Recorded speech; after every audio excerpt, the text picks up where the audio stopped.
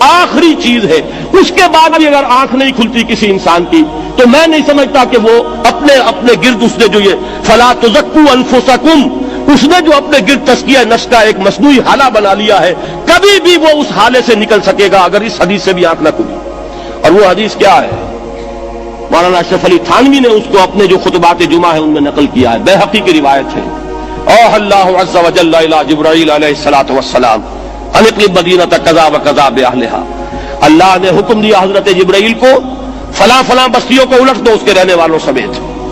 قال فقال، حضور نے فرمایا، اس پر حضرت جبرائیل نے عرض کیا بارگاہ خداوندی میں، ان فیھا عبدک فلانا لم یعصک طرفۃ عین، پروردگار اس بستی کو الٹ دوں، اس میں تو تیرا فلاں بندہ بھی ہے جس نے کبھی پلک جھپکنے جتنی دیر بھی معصیت میں بسر نہیں کی. اب آپ اندازہ کیجئے، یہ جو ہے نا اپنے آپ کو رگڑنا اور مانجنا اور پوری زندگی رگڑنے میں اور مانجنے میں لگا دینا. ہم بعض بزرگوں کے تذکرے میں سنتے ہیں اتنے اللہ والے تھے، اتنے اللہ والے تھے کہ ان کا گھوڑا بھی کوئی مشکوک دانہ نہیں کھاتا تھا، اور وہ خود جو ہے وہ انگریز کی عدالت میں بیٹھے ہوئے اور انگریز کی نوکری کر رہے تھے. یہ ہے وہ میکروسکوپک اور مائکروسکوپک کا عدم توازن. طاغوت کی چاکری کر رہے ہیں، انگریز کی ملازمت کر رہے ہیں، انگریز کے قانون کی تنفیذ کے اندر اعلی کار بن رہے ہیں، لیکن ذاتی تقویٰ اور ذاتی نیکی اور ذاتی للہیت جو ہے اس کا معیار یہ ہے کہ ان کا گھوڑا بھی مشکوک چارہ اور مشکوک کھانا نہیں کھا سکتا. یہ ہے وہ عدم توازن، اس کو نوٹ کیجیے گا، جس کو کہ اس حدیث میں محمد رسول اللہ صلی اللہ علیہ وسلم نے واضح کر دیا کہ حضرت جبرائیل عرض کرتے ہیں کہ اللہ فلاں بستی کو الٹ دوں، اس میں تو تیرا فلاں بندہ بھی ہے جس نے پلک جھپکنے جتنی دیر بھی معصیت میں بسر نہیں کی. ذاتی نیکی کا اب اس سے اونچا کوئی مقام کوئی شخص مجھے اگر بتا سکے تو میں اس کا مرید ہو جاؤں گا.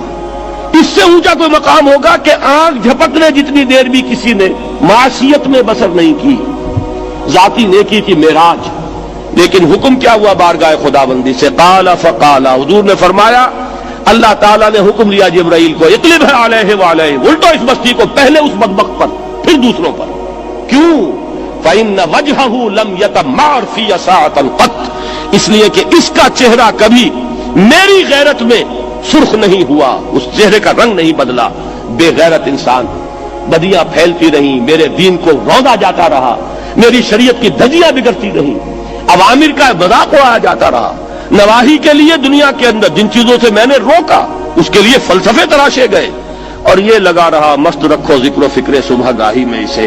یہ سوائے ذاتی اپنے اس اصلاح کے اور ذاتی تقویٰ کے اور ذاتی نیکی کے اور ذاتی عبادت گزاری کے یہ میدان میں نہیں آیا، اس کا خون نہیں کھولا کبھی، اس کے چہرے کا رنگ متغیر نہیں ہوا، لہذا یہ دوہرا مجرم ہے.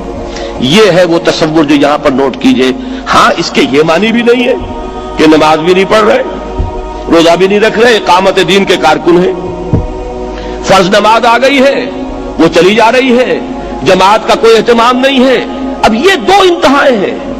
ایک انتہا یہ کہ وہ تزکیہ نفس جو ہے اسی میں وہ رگڑنے اور مانجنے کا عمل جاری ہے.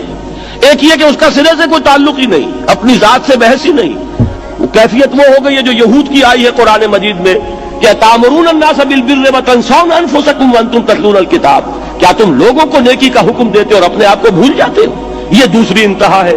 پھر وہی بات عرض کروں گا، وہی بال سے زیادہ باریک اور تلوار کی دھار سے زیادہ تیز راستہ ہے جس پہ چلنا ہوگا کہ نہ یہ ہو کہ وہ مبالغہ ہو رہا ہو، اپنی ذاتی اصلاح میں تو مبالغہ کی حد تک آگے جا رہے ہیں، اور دوسرے یہ کہ اپنے دین کی تبلیغ و اشاعت، اقامت دین کی جد و جہد، اس کا کھانا ہی نہیں کھولا زندگی میں، وہ کھاتا ہی نہیں کھلا.